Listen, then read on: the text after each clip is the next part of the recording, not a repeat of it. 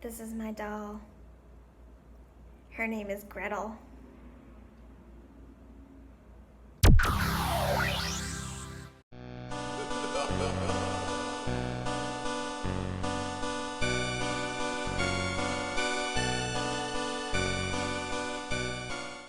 Today I want to show you how to make your own creepy doll. I saw a lot of these creepy dolls for sale at places like Target, Amazon, Walmart, and they were charging about $30 for these dolls. Let me tell you, I'm not going to pay $30 for something that I'm only going to have out 1 month of the year. I went to the Salvation Army on a day when everything was half price, and I picked up a doll, and it was $3, so I only paid $1.50 for it. I went to Michael's and I grabbed some paints and I grabbed some fabric dye for her dress, and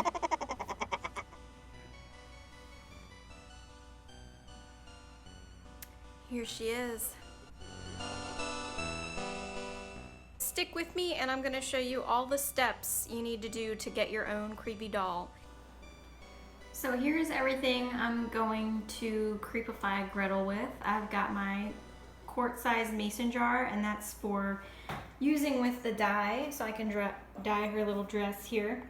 I've got these cheap paints at Michael's, basically a green color, white, blood red, and black.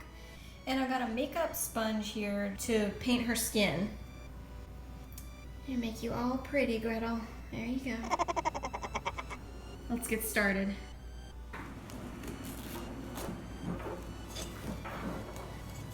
Oh, that's creepy. Holy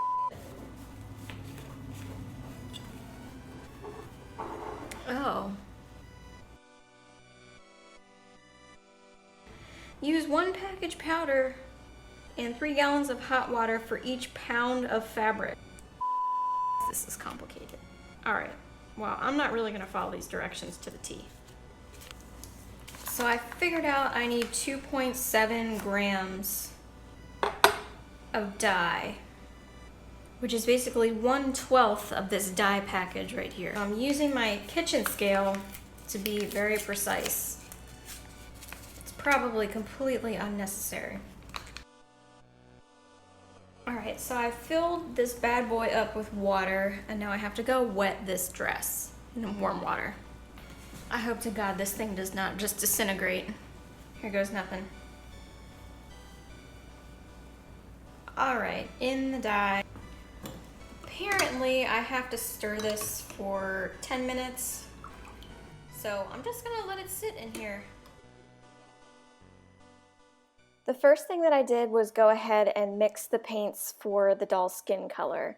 I used green and white, and then a little bit of black to get this gross green grayish color that just looks like a dead person. So once I had that mixed, I painted her eyes first. I just put kind of like a translucent layer of white over her eyes so you could still see her eyes through the paint, but it looked like they were dead eyes. Once the eyes were painted, I went ahead and grabbed my makeup sponge and I went to town all over her face and neck. I wasn't super precise with the paint because I knew that her dress was going to be covering that weird chest piece that she's got on, so I mainly focused on her face, and I did cover up her eyebrows, and I painted all up to her hairline. Her hair started to fall out, so I actually had to put her hair up in a hair tie. She looks like she's going to cheerleading practice.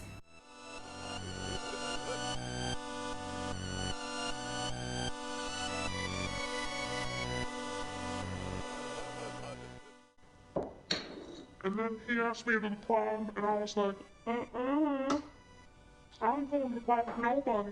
I'm going to the prom by myself. I don't need no man.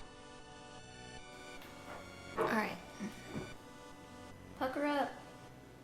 For her lips, I just mixed together black and white to get a dark gray color.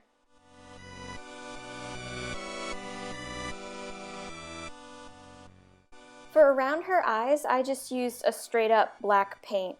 The goal was for her to look like Avril Lavigne in the early 2000s.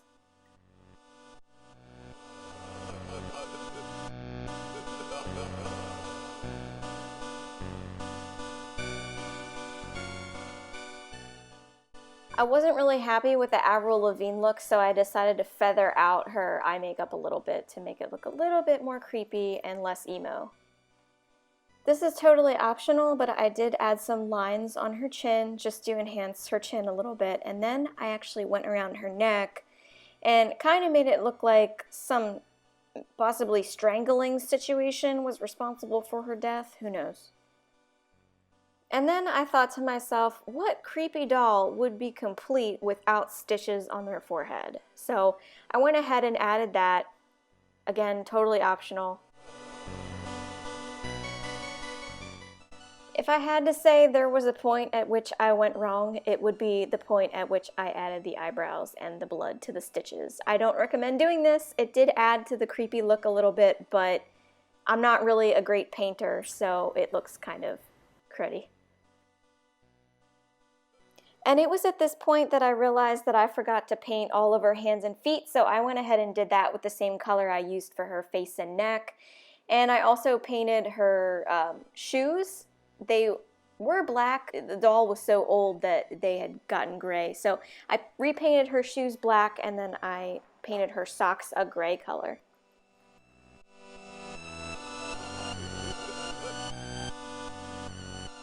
I did not film this part, but I did let her dress soak for about 10 minutes and then I rinsed it completely in warm water. It took a couple of hours to dry, but you could put it in the dryer, no problem. I put her dress on at this point so it would be on when I did the blood spatter. Fat ass.